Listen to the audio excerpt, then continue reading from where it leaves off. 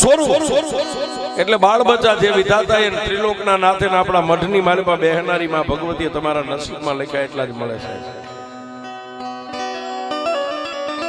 એમાંય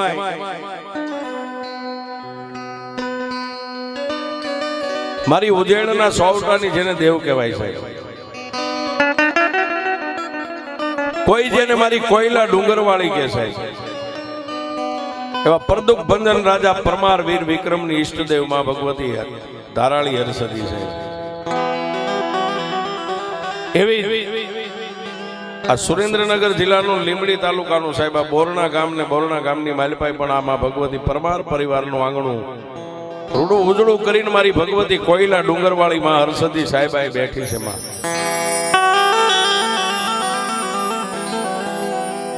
આજ 40-45 ઘરનો પરિવાર છે.